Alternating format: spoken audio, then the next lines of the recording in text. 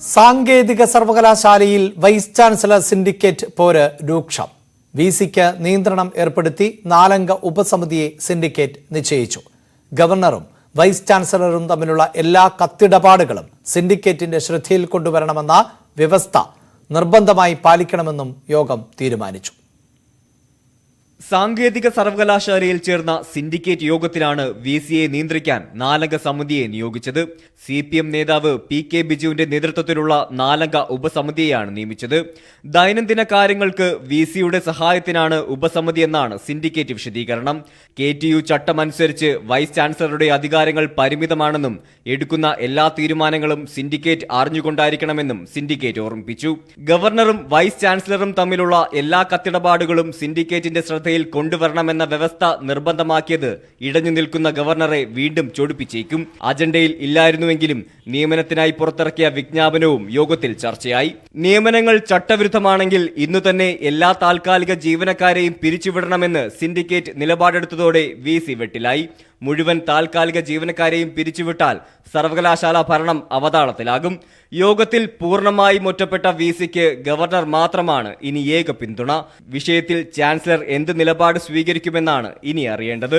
Nandakumar, news 18, Thiruvananthapuram. Single bench വിധിക്കെതിരെ പ്രിയ വർഗീസ് ഹൈക്കോടതിയിൽ appeal നൽകി. കണ്ണൂർ സർവകലാശാല അസോസിയേറ്റ് പ്രൊഫസർ നിയമനത്തിൽ തന്നെ അയോഗ്യയാക്കിയ ഉത്തരവിനെതിരെയാണ് അപ്പീൽ. 11 വർഷത്തെ അധ്യാപന പരിചയം തനിക്കുണ്ട്. UGC ചട്ടപ്രകാരം നിയമനത്തിന് യോഗ്യതയുണ്ട്. സ്റ്റുഡന്റ് സർവീസ് ഡയറക്ടർ ചുമതല അധ്യാപനമല്ലെന്ന കണ്ടെത്തൽ തെറ്റാണ് എന്നും അധ്യാപനം 4 ചുവരുകൾക്കുള്ളിലെ പഠിപ്പിക്കൽ ആണെന്ന് ജഡ്ജ് ധരിച്ചുവെന്നും ഹർജിയിൽ ആരോപിക്കുന്നു. അധ്യാപന പരിചയത്തെ വിലയിരുത്തുന്നതിൽ സിംഗിൾ ബെഞ്ചിന് വീഴ്ച പറ്റിയെന്നും നിയമപരമല്ലാത്ത വിധി റദ്ദാക്കണമെന്നും അപ്പീലിൽ ആവശ്യപ്പെട്ടിട്ടുണ്ട്. ഇനി മുതൽ മുട്ട ഉപയോഗിച്ചുള്ള മയോണൈസ് പാടില്ലെന്ന് ആരോഗ്യവകുപ്പ് നിർദ്ദേശം. വെജിറ്റബിൾ മയോണൈസോ പാസ്ചറൈസ്ഡ് എഗ് മയോണൈസോ മാത്രമേ ഉപയോഗിക്കാവൂ. ആരോഗ്യവകുപ്പ് മന്ത്രി വീണ ജോർജിന്റെ അധ്യക്ഷതയിൽ ചേർന്ന യോഗത്തിലാണ് തീരുമാനം. യോഗത്തിൽ ഹോട്ടൽ, റെസ്റ്റോറന്റ്, ബേക്കറി, വഴിയോര കച്ചവടക്കാർ, കാറ്ററിംഗ് എന്നീ മേഖലകളിലെ സംഘടനാ പ്രതിനിധികൾ പങ്കെടുത്തു. ഭക്ഷണം പാഴ്സൽ കൊടുക്കുമ്പോൾ നൽകുന്ന സമയവും എത്ര നേരത്തിനുള്ളിൽ ഉപയോഗിക്കണം എന്നതും രേഖപ്പെടുത്തിയ സ്റ്റിക്കർ പതിക്കണം. ആ സമയം കഴിഞ്ഞ് ഭക്ഷണം കഴിക്കാൻ പാടില്ല. എല്ലാ സ്ഥാപനങ്ങളും രജിസ്ട്രേഷനോ ലൈസൻസോ എടുക്കണമെന്നും യോഗത്തിൽ തീരുമാനമായി. ശബരിമലയിൽ അരവണ വിതരണം നിർത്തിവെക്കാൻ ഹൈക്കോടതി ഉത്തരവ്. അരവണയിൽ ചേർത്ത ഏലക്കയിൽ അനുവദനീയമായ അളവിൽ കൂടുതൽ കീടനാശിനിയുടെ സാന്നിധ്യം കണ്ടെത്തിയ സാഹചര്യത്തിലാണ് നടപടി. സന്നിധാനത്തെ ഭക്ഷ്യസുരക്ഷാ ഉദ്യോഗസ്ഥർ ഇക്കാര്യം ഉറപ്പുവരുത്തണം. പുതിയ അരവണ ഉണ്ടാക്കുമ്പോൾ കീടനാശിനിയില്ലാത്ത ഏലക്ക ഉപയോഗിക്കണമെന്നും ഇക്കാര്യം തിരുവനന്തപുരം സർക്കാർ ലാബിൽ പരിശോധന നടത്തി ഉറപ്പുവരുത്തണമെന്നും ഹൈക്കോടതി നിർദ്ദേശിച്ചു. ഏലക്കയിൽ കീടനാശിനി അംശം അളവിൽ കൂടുതൽ കണ്ടെത്തിയതിനെ തുടർന്ന് അരവണ വിതരണം നിർത്തിവെച്ചു. ഹൈക്കോടതി നിർദ്ദേശത്തെ തുടർന്നാണ് നടപടി. 6 ലക്ഷം ടിൻ അരവണ വിൽക്കാനാവില്ല. ഏലക്ക ചേർക്കാതെ അരവണ നിർമ്മാണം ഇന്ന് തന്നെ തുടങ്ങുമെന്നും ഉടൻ വിതരണം ആരംഭിക്കുമെന്നും Devaswom board president K. Ananthagopan അറിയിച്ചു. റേഷൻ അരിയിൽ മായം കലർത്തുന്നതിനെതിരെയുള്ള ഹർജി ഹൈക്കോടതി ഫയലിൽ സ്വീകരിച്ചു. റേഷൻ അരിയിൽ സോഡിയം പെൻസൈഡ്, പോളിമർ റെഡോക്സൈഡ് എന്നിവ ചേർത്ത് മട്ട അരിയാക്കി മാറ്റുന്നതിന് എതിരായ ഹർജിയാണ് ഹൈക്കോടതി ഫയലിൽ സ്വീകരിച്ചത്. CMB നേതാവ് അബ്ദു P. അങ്ങാടിപ്പുറം നൽകിയ ഹർജിയാണ് ഫയലിൽ സ്വീകരിച്ചത്. ബന്ധപ്പെട്ട സർക്കാർ ഉദ്യോഗസ്ഥർക്ക് പുറമെ സപ്ലൈകോ, റേഷൻ ഡിപ്പോ ഉടമസ്ഥരെയും കക്ഷി ചേർത്താണ് ഹർജി. എതിർ കക്ഷികൾക്ക് നോട്ടീസ് അയക്കാനും കോടതി നിർദ്ദേശിച്ചു. സ്വകാര്യ ലാബിൽ നടത്തിയ പരിശോധനയിലാണ് മായം കണ്ടെത്തിയത് എങ്കിലും രാഷ്ട്രീയ പ്രത്യാഘാതം ഉണ്ടാക്കും എന്നതിനാൽ പരിശോധനാ ഫലം ലാബ് നൽകിയില്ല എന്നും ഹർജിക്കാരൻ കോടതിയെ അറിയിച്ചു. സാധാരണക്കാർക്ക് നൽകുന്ന അരിയിൽ മായം ചേർക്കുന്നത് വലിയ സാമൂഹിക വിപത്തായി കണക്കാക്കണമെന്നും ഹർജിക്കാരൻ ആവശ്യപ്പെട്ടിട്ടുണ്ട്. സേഫ് ആൻഡ് സ്ട്രോങ് നിക്ഷേപ തട്ടിപ്പ് കേസിൽ മുഖ്യപ്രതി പ്രവീൺ റാണ പിടിയിൽ. കോയമ്പത്തൂരിൽ നിന്നാണ് പിടിയിലായത്. അറസ്റ്റ് രേഖപ്പെടുത്തിയിട്ടില്ല. കഴിഞ്ഞ 6-ാം തീയതി പ്രവീൺ റാണ സംസ്ഥാനം വിട്ടുവന്ന വിവരത്തിന്റെ അടിസ്ഥാനത്തിൽ ഇയാൾക്കായി തെരച്ചിൽ ഊർജിതമാക്കിയിരുന്നു. തുടർന്ന് നടത്തിയ തെരച്ചിലിൽ ആണ് പ്രവീൺ റാണ പിടിയിലായത്. കഴിഞ്ഞ ദിവസം റാണയുടെ കൂട്ടാളിയെ പോലീസ് അറസ്റ്റ് ചെയ്തിരുന്നു. റാണയുടെ സ്ഥാപനത്തിലെ അഡ്മിൻ മേധാവിയായ വെളുത്തൂർ സ്വദേശി സതീഷാണ് അറസ്റ്റിലായത്. ഒപ്പം നിക്ഷേപ രേഖകളും പിടിച്ചെടുത്തിരുന്നു. പാലാഴിയിലെ വീട്ടിൽ നിന്നാണ് രേഖകൾ കണ്ടെടുത്തത്. ഇന്ന് മറ്റൊരു സഹായി റിയാസും പിടിയിലായിരുന്നു. ഇയാളിൽ നിന്നാണ് നിർണായക വിവരങ്ങൾ ലഭിച്ചത്.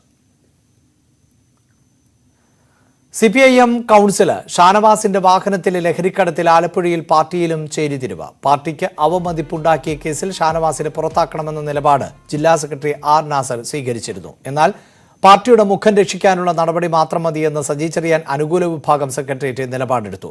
ഇവർ അന്വേഷണ കമ്മീഷന്റെ ഭാഗമാണ് എന്നതും പ്രാദേശിക പാർട്ടി പ്രവർത്തകരിൽ കടുത്ത അതൃപ്തിയാണ് ഉണ്ടാക്കുന്നത്. കേസിൽ ഷാനവാസിനെതിരെ തെളിവില്ലെന്നാണ് സജി ചെറിയാന്റെ പ്രതികരണം.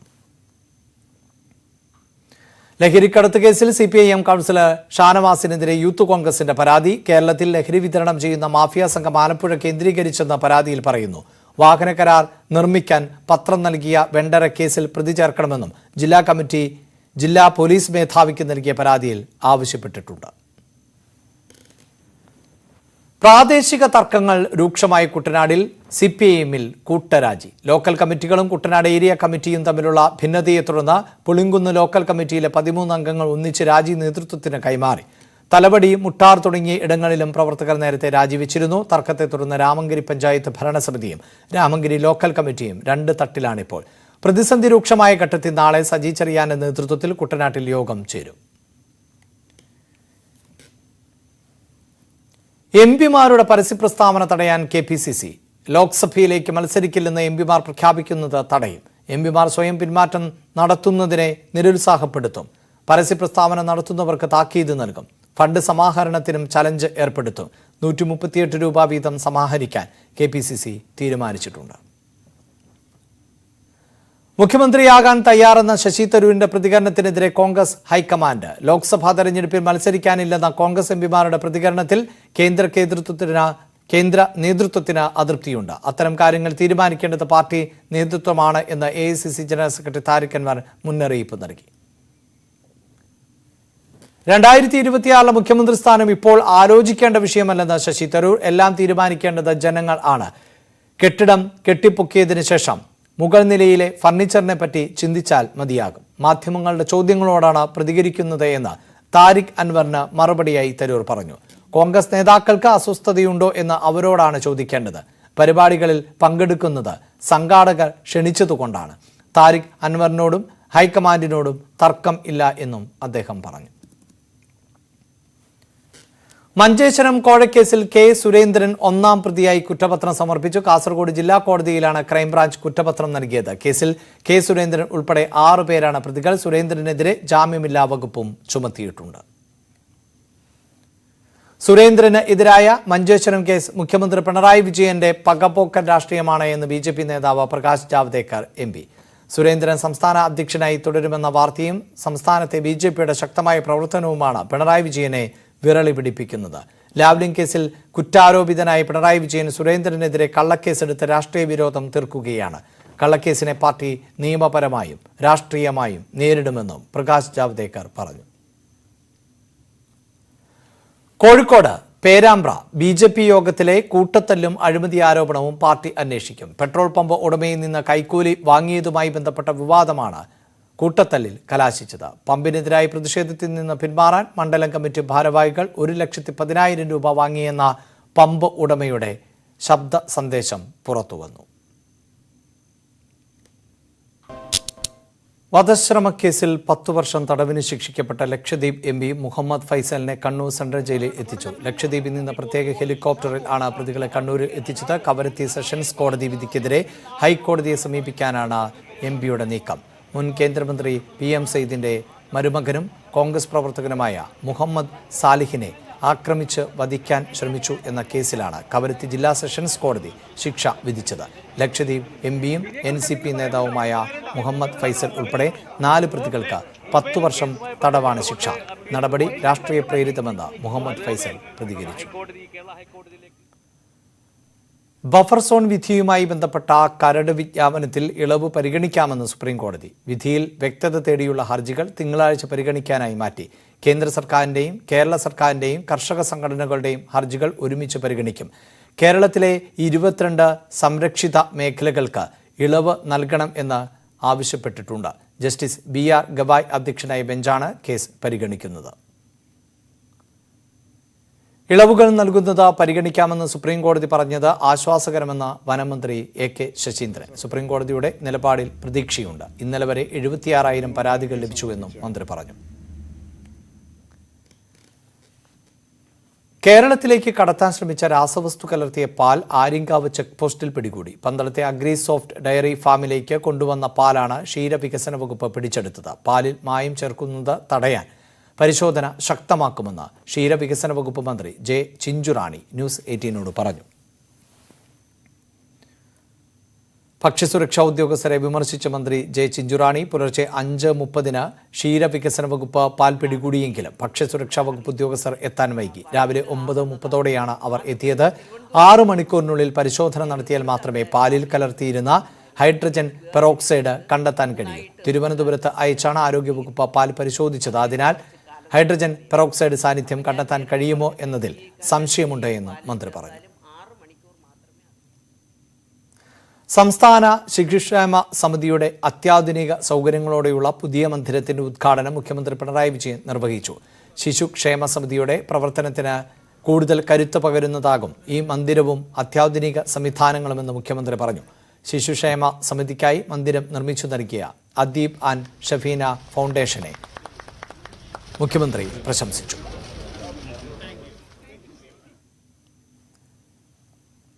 കാര്യവട്ടം ഇന്ത്യ ശ്രീലങ്ക ക്രിക്കറ്റ് മത്സരവുമായി ബന്ധപ്പെട്ട വിനോദ നികുതി വാർത്തയിൽ കേരള ക്രിക്കറ്റ് അസോസിയേഷനോട് വിശദീകരണം തേടി BCCI. മാധ്യമ വാർത്തകളുടെ അടിസ്ഥാനത്തിലാണ് BCCIയുടെ ഇടപെടൽ. മത്സരത്തിന് ഒരു തരത്തിലുമുള്ള തടസ്സം ഉണ്ടാകില്ല എന്നും ഇപ്പോഴത്തേത് അനാവശ്യ വിവാദമാണ് എന്നും കേരള ക്രിക്കറ്റ് അസോസിയേഷൻ വിശദീകരണം നൽകി. കോഴിക്കോട്ട് പക്ഷിപ്പനി സ്ഥിരീകരിച്ചു. തീവ്ര വ്യാപനശേഷിയുള്ള H5N1 വകഭേദം ആണ് സ്ഥിരീകരിച്ചത്. ചാത്തമംഗലം കോഴി വളർത്ത് കേന്ദ്രത്തിലെ കോഴികളിൽ ആണ് രോഗം കണ്ടെത്തിയത്. 1800 കോഴികൾ ചത്തതായും അധികൃതർ അറിയിച്ചു. കാരുണ്യ ആരോഗ്യ സുരക്ഷാ പദ്ധതിക്ക് 200 കോടി രൂപ അനുവദിച്ചതായി ധനമന്ത്രി KN ബാലഗോപാൽ. ഈ സാമ്പത്തിക വർഷം ഇതടക്കം ആകെ 800 കോടി രൂപ കാരുണ്യ ആരോഗ്യ സുരക്ഷാ പദ്ധതിക്കായി അനുവദിച്ചതായി മന്ത്രി വാർത്താക്കുറിപ്പിൽ അറിയിച്ചു. ഭിന്നശേഷിക്കാർക്ക് കൈത്താങ്ങായ ഫാദർ തോമസ് ഫെലിക്സ് CMI അന്തരിച്ചു.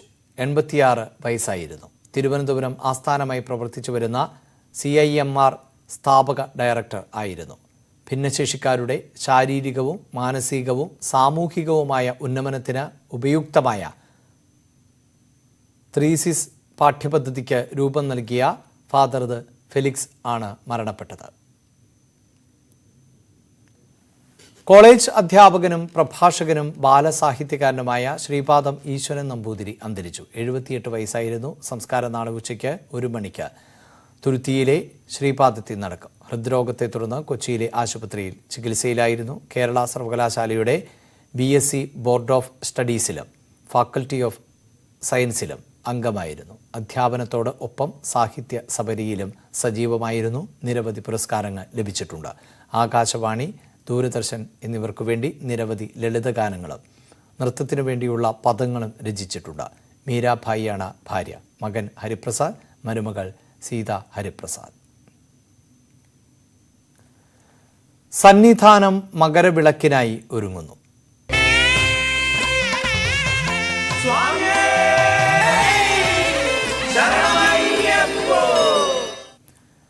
ഐതിഹ്യ പെരുമയിൽ എരുമേലി പേട്ടതുള്ളലിന് സമാപനം. അമ്പലപ്പുഴ ആലങ്ങാട് സംഘങ്ങൾ എരുമേലിയിൽ ഭക്തി പുരസ്കാരം പേട്ടതുള്ളൽ. അമ്പലപ്പുഴ സംഘത്തിന്റെ പേട്ടതുള്ളലോടെയാണ് ചടങ്ങുകൾക്ക് തുടക്കമായത്.